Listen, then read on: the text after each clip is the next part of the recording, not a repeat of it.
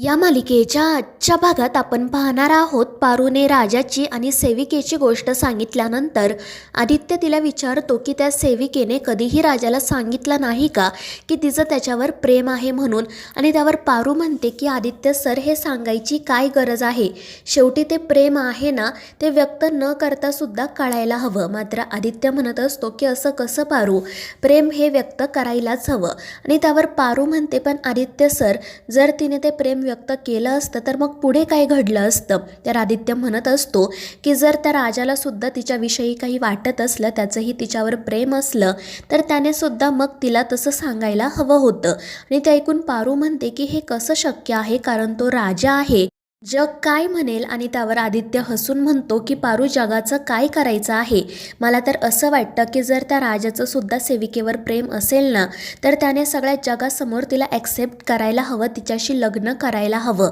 कारण कोणीतरी आपल्यावर मनापासून प्रेम करतं, ही भावनाच किती छान आहे. पैसा, संपत्ती, मान हे सगळं एकीकडे, आणि कोणीतरी आपल्यावर जीवापाड वेड्यासारखं प्रेम करतं, हे सुख एकीकडे. आणि आदित्यचं ते बोलणं ऐकून पारूला तर खूपच आनंद होतो. तर आदित्य तिला विचारत असतो की पारू, असाच त्या गोष्टीचा शेवट व्हायला हवा. मात्र पारू त्यावेळी नाराज होत म्हणते की आदित्य सर, शेवटी ती गोष्ट आहे, पुढे काय होईल काय माहीत. त्यामुळे आदित्यसुद्धा जास्त काही बोलत नाही. तर दुसरीकडे मारुतीला फसवणारा तो माणूस इतरही काही लोकांना फसवण्याचा प्रयत्न करत असतो.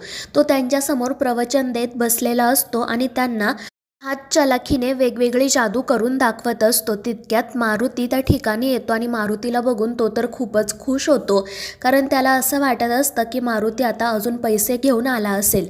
तर मारुतीच्या पाठोपाठ प्रियासुद्धा त्या ठिकाणी येते. तो माणूस विचारतो की या कोण आहेत, आणि त्यावर मारुती सांगतो की आमच्या मालकीनबाई आहेत, किर्लोस्कर कुटुंबाच्या धाकट्या सुनबाई. त्यांनासुद्धा खूप प्रॉब्लेम्स आहेत, त्यामुळे त्या तुमच्याशी बोलायला आल्यात. आणि ते ऐकून तो माणूस तर खूपच खुश होतो, कारण त्याला असं वाटतं की आता चांगला मोठा माणसा गळाला लागला आहे. आणि मग त्यानंतर तो सगळ्यांपुढे त्याचा रिकामा हात करत म्हणतो की बघा, माझ्या हातात काही आहे का. त्यावर सगळेच जण नाही म्हणतात. आणि मग त्यानंतर तो हात चलाखीने हातामध्ये राख आणतो, त्यामुळे सगळ्यांनाच आश्चर्य वाटतं. मात्र तितक्यात अहिल्याच्या रूपामध्ये दामिनी आणि प्रीतम त्या ठिकाणी येतात. दामिनी म्हणत असते की तूच आहे का रे तो देवाचा लाडका. आणि त्यावर तो म्हणतो की हो, पण तुम्ही कोण आहात. आणि त्यावर प्रिया सांगते, तुम्हाला तर भूत भविष्य वर्तमान सगळं कळताना मग या कोण आहेत तुम्हाला माहीत नाही का. या आहेत अहिल्यादेवी किर्लोस्कर, किर्लोस्कर एम्पायरच्या सर्वेसेवा. आणि ते ऐकून दामिनी तर खूपच खुश होते. ती म्हणत असते की प्रिया, पुन्हा एकदा म्हण, काय म्हणालीस ते. आणि त्यावर प्रियासुद्धा हसून पुन्हा तेच वाक्य म्हणते. त्यामुळे दामिनी तर अजूनच खुश होते. आणि मग त्यानंतर ती त्या माणसाला म्हणते की तुझा हा सगळा खेळ आता ताबडतोब थांबव, कारण तुझं खरं रूप माझ्या समोर आलं आहे. मात्र तो माणूस म्हणत असतो की हे काय बोलताय तुम्ही, मी देवाचा लाडका आहे, माझ्या विद्येवर शंका घेऊ नका. आणि मग तो पुन्हा एकदा हात चालाखीने त्याच्या रिकाम्या हातांमध्ये राग घेऊन येतो.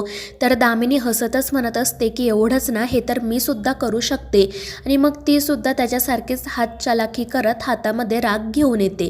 तर तो माणूस पुन्हा हात चालाखी करत हातात फूल आणतो. तर दामिनी म्हणते की त्यात काय अवघड आहे, आणि ती सुद्धा मग हातात फूल आणून दाखवते. त्यामुळे सगळ्यांनाच आश्चर्य वाटतं. तर तो माणूस म्हणत असतो की तुम्ही मला आव्हान देऊ नका, नाहीतर मी तुम्हाला असा शाप देईल की ज्यामुळे तुम्हाला आयुष्यभर रडत बसावं लागेल. आणि ते ऐकून प्रिया रागातच म्हणते की तुम्ही काय शाप देणार, कारण तुम्ही सगळ्यात मोठे खोटारडे आहात. या भोळ्या भाबड्या लोकांच्या श्रद्धेचा फायदा घेऊन त्यांना लुबाडता. देवाच्या नावाखाली हे असले धंदे करायला तुम्हाला लाज वाटत नाही का. या मारुती मामांकडून तुम्ही किती पैसे उकळले, त्यांना असं सांगून की तुमच्या मुलीवर संकट आलं आहे, पण तुम्हाला त्या मुलीचं नाव तरी माहिती आहे का. आणि प्रियाचं ते बोलणं ऐकून तर तो माणूस खूप घाबरतो. तर प्रिया मारुतीला म्हणत असते की बघितलं ना मारुती मामा, हा माणूस खोटारडा आहे, हा आत्तापर्यंत फक्त तुम्हाला लुबाडत होता, आपल्या पारूवर कोणतंही संकट वगैरे आलेलं नाही आहे. आणि ते ऐकून मारुती खूप चिडतो आणि त्याची कॉलरच पकडत म्हणतो की तू देवाचा लाडका आहेस ना रे, आता मी तुला देवाकडेच पाठवतो. मात्र प्रीतम मध्ये पडत मारुतीला बाजूला करत म्हणतो की मारुती मामा, तुम्ही तुमचे हात खराब करून घेऊ नका, याचं काय करायचं ते पोलीसच बघतील. आणि मग प्रियाला आठवतं की जेव्हा मारुती पारूचे ते सोन्याच्या कानातले घेऊन घराबाहेर पडत होता तेव्हाच ती त्याच्याकडे आलेली असते. आणि मग तिने मारुतीला खूप वेळा विचारल्यानंतर मग मारुतीने त्या माणसाबद्दल प्रियाला सांगितलेलं असतं. आणि मग प्रियाने प्रीतम आणि दामिनीसोबत हा सगळा प्रकार उघडकीस आणलेला असतो. त्यानंतर मग पोलीसही त्या ठिकाणी येतात आणि त्या माणसाला म्हणतात की आता तुझा खेळ संपला, आणि त्यानंतर ते त्याला अरेस्ट करतात. तर त्यावेळी दामिनी मध्येच म्हणते की मला समाजसेवेची खूप आवड आहे, या माणसाबद्दल माझ्याकडे अनेक तक्रारी आल्या होत्या, म्हणून मग मी आज याचा बंदोबस्त करायचं ठरवलं. आता तुम्ही याला घेऊन जाऊ शकता. आणि ते ऐकून प्रीतमला हसू येतं. तर प्रीतम पोलिसांना सांगतो की माझ्या नावाने याच्या विरोधात तुम्ही कंप्लेंट दाखल करा, आणि जर गरज पडली तर मी पोलीस स्टेशनला सुद्धा नक्की येईल. आणि मग पोलीस त्या माणसाला अरेस्ट करून घेऊन जातात. तर प्रिया आणि प्रीतम आश्चर्याने दामिनीला विचारत असतात की दामिनी काकू, तुम्ही ही सगळी जादू कधी शिकलात? आणि त्यावर दामिनी हसतच सांगते की अशी छोटी मोठी जादू मला तर शाळेत असल्यापासून येते. आणि त्यानंतर प्रिया प्रीतम तिचं कौतुक करतात, त्यामुळे ती खूपच खुश होते. मात्र या सगळ्या प्रकारामुळे मारुतीला वाईट वाटत असतं. पण प्रिया त्याला समजावते की मारुती मामा, तुम्ही स्वतःला त्रास करून घेऊ नका, यात तुमची काही चुकी नाही आहे. तर मारुतीसुद्धा म्हणत असतो की हो प्रिया मॅडम, मी जे काही केलं ते माझ्या पारूसाठी केलं, तिच्या आनंदासाठी केलं. मला असं वाटलं की तिच्या जीवाला धोका आहे, त्याचमुळे मी हे सगळं केलं. आणि त्यावर प्रिया म्हणते की तुम्ही पारूची काही काळजी करू नका, आम्ही सगळेजण पारूसोबत आहोत. आणि सगळ्यात महत्त्वाचं म्हणजे आदित्य दादा पारूसोबत आहेत, ते पारूला कधीच काही होऊ देणार नाही. आणि त्यावर मारुतीसुद्धा हो म्हणतो. तर दुसरीकडे तो नानू पारूची उतावीळपणे वाट बघत असतो आणि म्हणत असतो की कधी पारू इथे येईल आणि मी तिला हे पिवळं फूल देईल. हे फूल बघून ना ती खूपच खुश होईल आणि मग मला होकार देईल. त्यानंतर मग आमचं लग्न होईल आणि मग आम्ही या गेस्ट हाऊसच्या किचनमध्ये दोघेजण एकत्र स्वयंपाक करू, एकमेकांना घास भरवू. आणि मग तो याच सगळ्या स्वप्नांमध्ये हरवून जातो. पण तितक्यात अनुष्का त्या ठिकाणी येते. ती नानूला म्हणत असते की चल आपण जंगलात जाऊयात. पण नानू म्हणतो की तुम्ही काही डोक्यावर पडलात का? इतक्या रात्री जंगलात जाणं म्हणजे आत्महत्या करण्यासारखं आहे. एकदा का आपण या जंगलात गेलो की आपल्याला बाहेरची वाट सापडत नाही. मात्र अनुष्का म्हणत असते की आदित्य आणि पारू अजून परत आले नाही आहेत, त्यांना शोधायला नको का? मात्र नानू तिला सांगतो की एकदा मी, माझा मित्र आणि माझी प्रियसी असेच्या जंगलात गेलो होतो, मात्र आम्हाला परत माघारी येताच आलं नाही. मी मात्र जाताना काही दगड खून म्हणून ठेवले होते, म्हणून मी कसाबसा माघारी आलो.